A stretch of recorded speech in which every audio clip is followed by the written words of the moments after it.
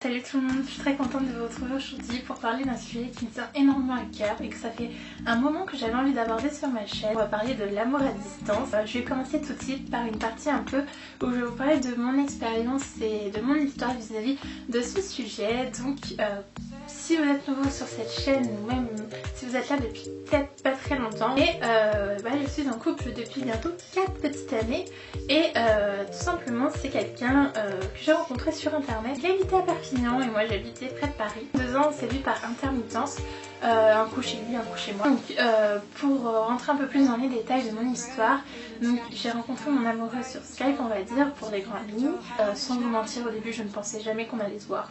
Parce que j'avais beaucoup d'amis sur internet, beaucoup de gens qui habitaient loin de chez moi, tout ça. Et en fait, je les avais jamais vus, une ou deux personnes. Et en fait, je m'attendais pas à ce que ça marche, tout simplement. J'y croyais pas trop. Donc on s'est vus au bout de 4 mois. Donc en fait, on s'est rencontrés fin août et on s'est vus après Noël, en décembre. Moi, avant de se voir, on avait eu 2 ans dans une relation à distance. Car maintenant, aujourd'hui, on habite ensemble depuis bientôt 2 ans au mois de septembre. Maintenant, on va passer un peu à mes conseils. Donc ça sera plus des conseils avant de se mettre en couple. Moi, qu'est-ce que je vous conseillerais? Je pense qu'avant de s'engager dans une relation à distance, il faut en être sûr et je pense en parler avec la personne avec qui vous voulez vous engager. Parler des contraintes, parler des avantages, parler de ce que ça va engendrer tout simplement.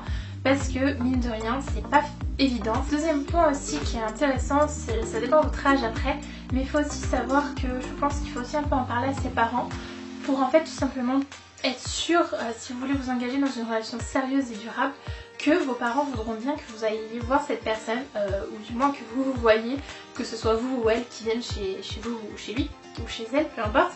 Mais je pense qu'il faut en parler avec vos parents parce que si vous vous engagez dans une relation, je sais pas, pendant 2-3 mois vous vous parlez et tout, et au moment où vous êtes prêt, vous décidez à vous voir et vos parents vous disent bah non je suis pas d'accord pour que vous voyez, je pense que tout simplement ça va vous faire du mal à vous et à l'autre. Donc il faut je pense en parler avec vos parents. Je pense qu'il y a aussi un critère qui rentre dans tout ça, c'est qu'il faut être sûr d'avoir les moyens. Donc être sûr qu'on puisse se donner les moyens, mais aussi être sûr qu'on a les moyens en termes financiers. Parce que le train ça coûte cher, l'avion ça coûte cher. Donc bien sûr l'amour peut passer au-dessus de ça. Mais entre nous, de ne pas avoir son amoureux pendant une très très longue durée, c'est vraiment pas agréable.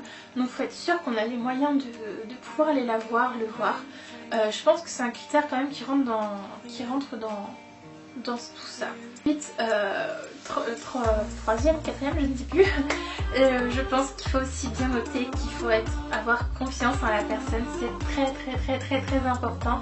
La confiance de base dans un couple, c'est déjà la base justement, mais encore plus dans ce type de couple, ce type de relation amoureuse.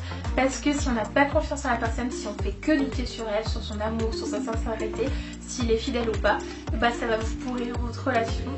Et tout simplement vous avez autre chose à faire que passer votre temps à vous embrouiller avec la personne que vous aimez. Si elle est loin, franchement le peu de temps que vous allez passer ensemble, si vous passez votre temps à lui questionner, à lui dire tu m'as trompé, est-ce que tu vois une autre fille, etc. ou un autre garçon, ça va pas marcher. Donc il faut vraiment avoir une confiance. Et aussi le dernier point, je pense que ça c'est à peu près dans toutes les relations, mais encore plus ici, il faut être amoureux, amoureuse.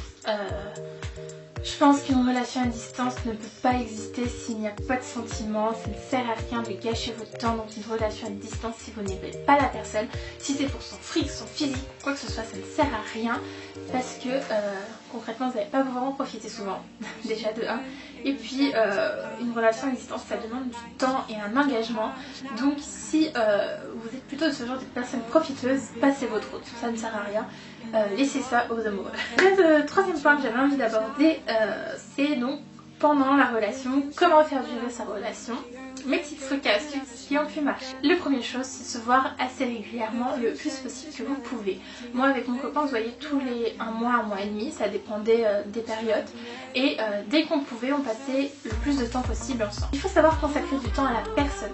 J'entends par là qu'il faut savoir trouver des moments où vous allez être simplement qu'avec elle dans la journée. Donc nous on se donnait souvent rendez-vous le soir pour un Skype, on se voyait, donc ça faisait du bien de voir la personne, bouger, parler en face de ça, etc. On pouvait interagir et c'était un moment juste à nous où en fait on ne faisait que ça, on se racontait nos journées, on rigolait ensemble et tout ça.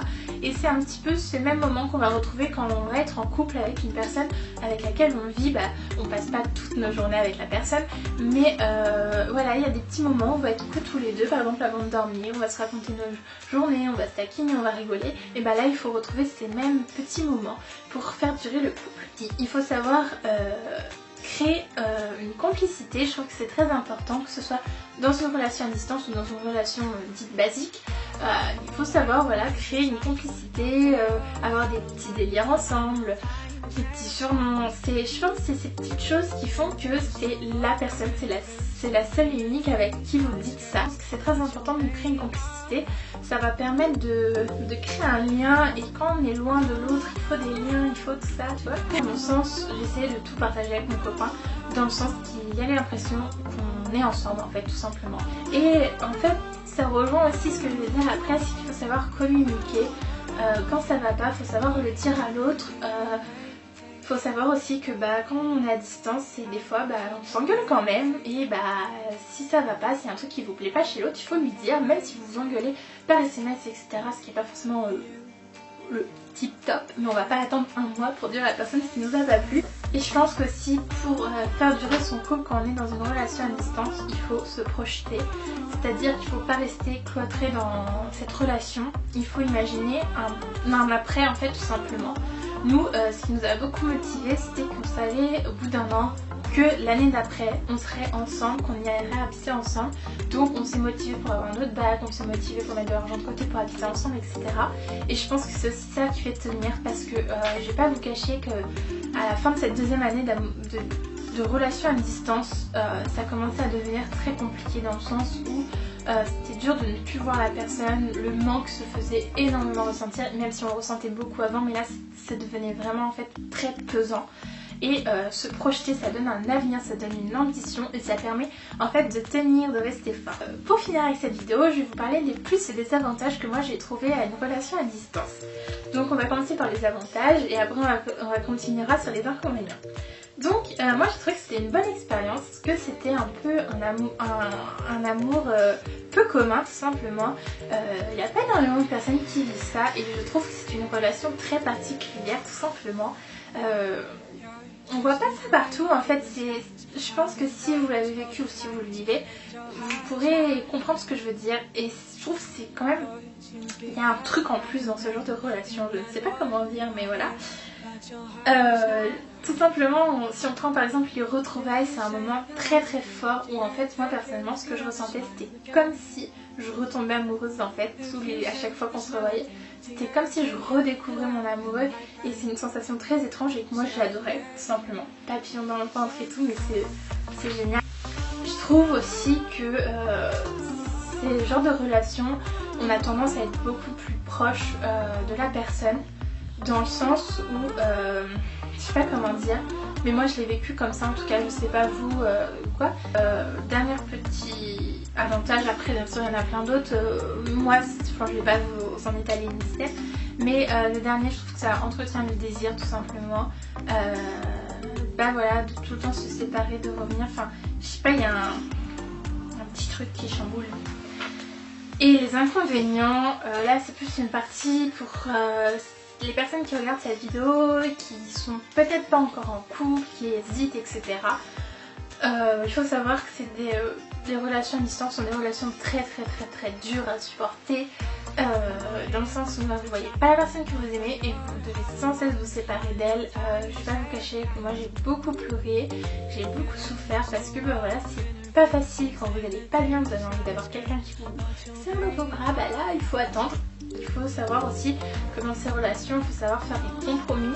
Comme je disais, il faut savoir trouver du temps pour la personne. Et c'est, comment dire, moi quand je faisais mes Skype le soir, c'est des moments où par exemple, je faisais que ça quoi. Donc ça prend du temps sur votre vie tout simplement.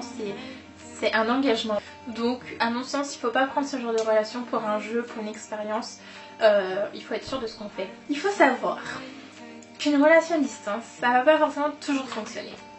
C'est pas parce que tout ce que j'ai énuméré peut paraître merveilleux, oui, je vais être super proche de mon copain, etc. C'est pas forcément le cas pour tout le monde. Et pas tout le monde est capable de survivre à ce genre de relation ou vivre tout simplement cette relation. Car voilà, comme je dis, c'est pas facile, la personne vous manque, la personne est loin, il faut avoir confiance. Et il n'y a pas tout le monde qui peut,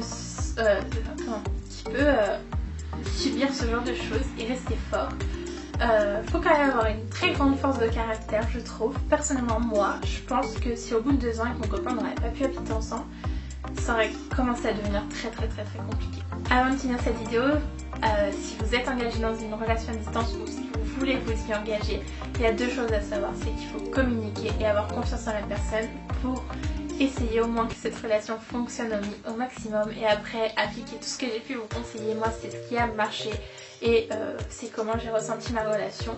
Ça reste quand même très personnel, mais quand j'en parle autour de moi, les gens pensent à peu près comme moi. Donc voilà, j'espère que cette relation... Donc voilà, j'espère que cette vidéo vous a plu. N'hésitez pas, si vous avez davantage de questions, si vous voulez me parler de votre situation, etc. Ça me fera énormément plaisir à me contacter, soit en commentaire ou si vous voulez quelque chose de plus privé par Facebook ou Twitter, peu importe. Je me ferai un plaisir de lire ce que vous m'écrivez et de vous répondre. Si vous êtes nouveau et vous passez sur cette vidéo, n'hésitez pas à vous abonner aussi, ça me ferait énormément de plaisir. Et voilà, je vous souhaite une excellente journée et je vous dis à mardi. If you sing this melody, do you think you could laugh again, my friend? Just try for me. Sing.